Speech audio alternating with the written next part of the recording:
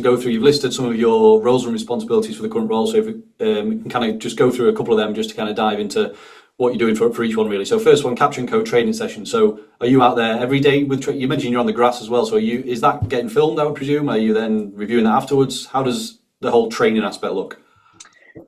So I'm out on the grass every day, so I've got a little video camera that I'll just stick on a tripod and place it behind the goal or move it round. Constantly having discussions with the goalkeeper coach about what angle might look best, what he wants to get out of it, whether it is that direct behind the goal or if it's crossing positions. He may want it in line with where the ball's coming in from, so we can see the movements that the keepers are taking. So I think that's something that's key, is being out there so we can actually have those little discussions, and in order to get the best footage, so that, like you said, when we do review it, we're looking at exactly what we want to look at and getting the best angles for that.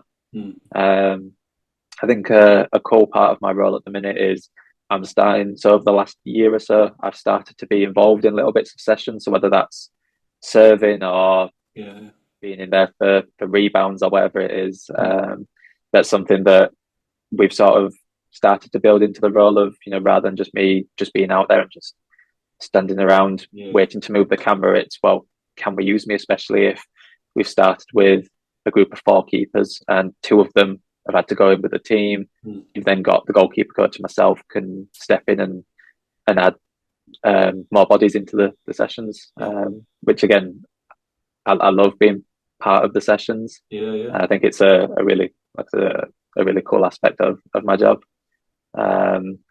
So that's kind of how training looks on the grass. I'll then come into the office, download it all, clip it up, so I'll code it.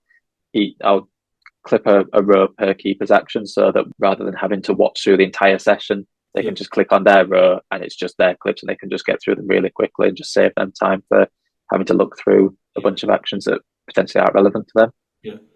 No, that's interesting that you are getting the opportunity to kind of take part in these sessions as well. Like, say, whether it is just serving or you kind of ingraining yourself, and I suppose you're then being in and around like the goalkeepers and the goalkeeper coach. You're learning a lot more about the role of a goalkeeper as well, which is obviously going to be of benefit to you in your role.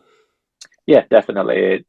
Just hearing the conversations that go on, or the little coaching points, it massively helps me. Like you said, it's something that when I'm then watching, if I'm reviewing footage, I know little clips that I can immediately go to because that's something that was highlighted, or I can look for other instances. I can go back to previous training sessions and then start clipping up stuff because I know that will then come up in the IDPs.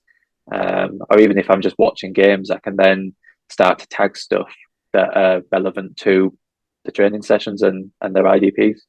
Yeah, definitely. So another thing that's listed on your profile is best practice database of clips. You touched upon this a second ago in terms of kind of getting clips of maybe you've seen a particular goalkeeper do a save and you kind of collate that together and maybe draw on it. So just for those watching, just a little bit more on what's the purpose of best practice, and is that used across the whole club in terms of even the first team as well as the academy, and how does it look overall, Adam? So I'll be on Y-Scout most days looking through clips, or like I said, it may be the goalkeeper coach has sent me some clips, I'll download them. We'll paint them all up, make them look nice, and then I guess the purpose is it is used across both first team and academy. So we'll do little pre-training videos that we've got a goalkeeping WhatsApp group, so we'll put videos in there, and it might just be, here's the theme of the session. So at the minute, we've brought in a new goalkeeping coach under the new manager that's come in. So we're sort of building the goalkeeping philosophy at the minute as he wants it to look going into the future. So at the minute, we're doing a lot of clips of other goalkeepers to sort of build, this is how we want it to look. With the aim being that we'll then replace those clips with our goalkeepers across the first team and academy based on matches. So it's then fully based on what a Huddersfield Town goalkeeper looks like. But like I said, at the minute, it is clips of Edison or Allison, but just looking at their best actions that we go, this is how we want you to perform. And would that be split up, Adam, in terms of, say, you'd have clips of their, I don't know, positioning or footwork or distribution, and split in terms of that, so you've got like almost like a library of each action that makes up a good goalkeeper? So to people from a goalkeeping background, we this won't come as a surprise, but we use the model of defend the goal, defend the area, defend the space, and distribution. So it's a very typical four-corner model that a lot of goalkeeping coaches will use. So everything that I do is split into that model, and then each thing's broken down. So defend the goal, for instance, will be anything shots from close, shots on angle, shots from distance, anything that's like reactions and deflections, that type of stuff.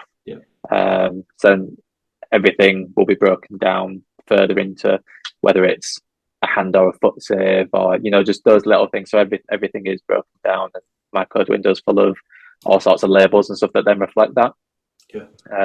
So everything that we clip up will be in those specific areas that then, if we go, okay, today's training session is crosses from wide areas, eventually we'll just have then a database full of clips that we can go, okay, here's the best ones. It might be, here's a clip of Jose Sarr at Wolves taking a high cross, and then here's one of our under 21s goalkeepers doing it, because it's a really good example, and that may be shown to the first team goalkeepers as well. It's not something that's, well, here's the first team, so we have to show them. It might just be, here's just the best clip we've got, and it really gets our point across. See what I mean about, I'm no goalkeeper expert. Those the four corners you mentioned, I'd not. So can you just say them again, Aaron? So defend the goal. What was it? Defend the goal, defend the area, defend the space, and distribution.